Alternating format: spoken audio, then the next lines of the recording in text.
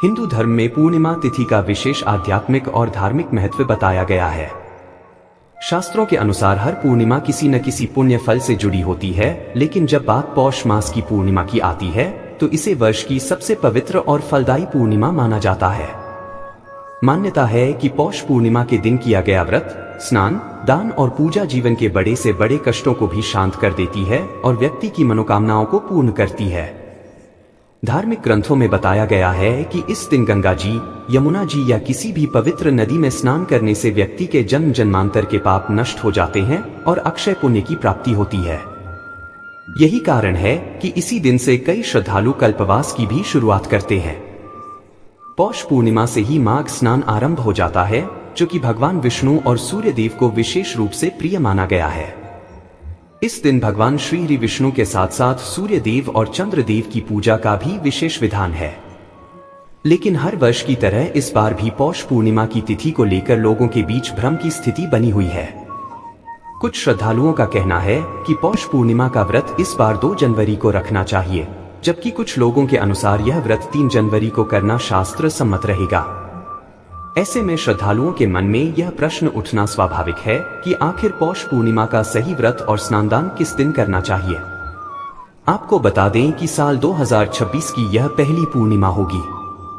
इस वर्ष पौष पूर्णिमा की तिथि 2 जनवरी दिन शुक्रवार को शाम 6:54 से प्रारंभ हो रही है और इसका समापन 3 जनवरी दिन शनिवार को दोपहर 3:32 पर होगा।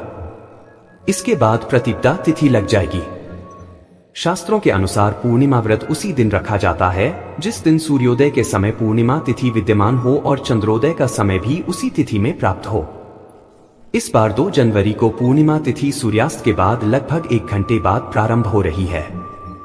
ऐसे में 2 जनवरी को पूर्णिमा का व्रत रखना शास्त्र सम्मत नहीं माना जाएगा। हालांकि 2 जनवरी की रात को पूर्णिमा तिथि में चंद्र देवता की पूजा अवश्य की जा सकती है और चंद्रमा को अर्घ्य भी दिया जा सकता है। लेकिन मुख्य व्रत, स्नान और दान 3 जनवरी शनिवार को ही करना श्रेष्ठ रहेगा। अब बात करते हैं भद्राकाल की। 2 जनवरी को शाम 6:53 से भद्राकाल प्रारंभ हो जाएगा, जो कि अगले दिन सुबह 5:11 तक रहेगा।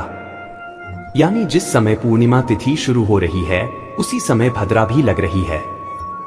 हालांकि इस बार भद्रा का वास स्वर्ग लोक में बताया गया है, जिस कारण यह पृथ्वी लोक में अशुभ फल नहीं देती। फिर भी शास्त्रों के अनुसार व्रत और स्नानदान के लिए 3 जनवरी का दिन अधिक शुभ माना गया है। 3 जनवरी शनिवार को सूर्योदय सुबह 7:12 पर होगा और सूर्यास्त शाम 5:49 पर। ब्रह्मा मुहूर्त, जो कि स्नान और जप तप के लिए सबसे उत्तम माना जाता है, सुबह 5:36 से 6:24 तक रहेगा। इस दिन राहु काल सुबह 9 बजे से 10:30 तक रहेगा। नक्षत्र की बात करें तो इस दिन आर्द्रा नक्षत्र शाम 5:27 तक रहेगा।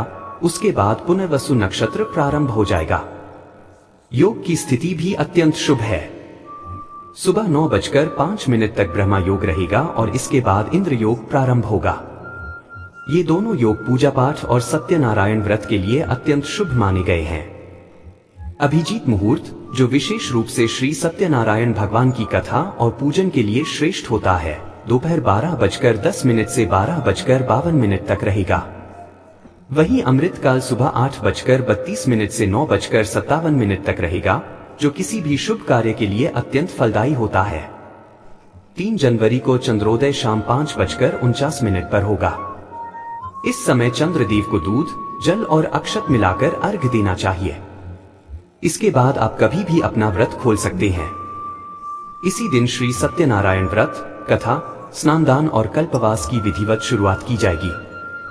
हालांकि कुछ विद्वानों का यह भी मानना है कि यदि चंद्रोदय के समय पूर्णिमा तिथि विद्यमान हो तो श्रद्धा अनुसार 2 जनवरी को भी व्रत रखा जा सकता है। इसलिए यदि आपकी आस्था 2 जनवरी में है तो आप उस दिन व्रत रखकर रात में चंद्रदेव की पूजा कर सकते हैं। लेकिन शास्त्र सम्मत और श्रेष्ठ निर्णय के अनुसार 3 जनवरी शनिवार का दिन ही सर्वोत्तम माना गया है। अगर आपको श्री की ओर से दी गई यह जानकारी उपयोगी लगी हो तो कृपया वीडियो को लाइक जरूर करें और कमेंट बॉक्स में लिखकर बताइए कि आप पौष पूर्णिमा का व्रत किस दिन रख रहे हैं। हरे कृष्ण।